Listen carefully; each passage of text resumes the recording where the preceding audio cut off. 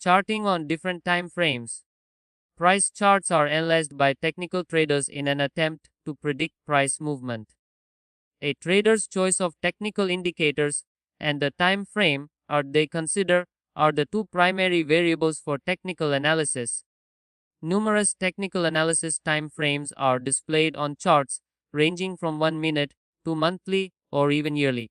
Technical analysts most commonly examine the following time frames: 5-minute chart, 15-minute chart, hourly chart, 4-hour chart, daily chart. A trader's personal trading style typically determines what frame they study. Trading intraday or opening and closing positions within the same trading day typically involves analyzing price movements on charts with shorter time frames, such as 5-minute charts or 15-minute charts. Market positions held overnight or for extended periods of time are most often analyzed using charts that show the market on an hourly, 4-hour, daily, or even weekly basis by long-term traders. Price movements within a 15-minute time span can be very significant for intraday traders who are looking for a profit opportunity from price fluctuations occurring during a trading day.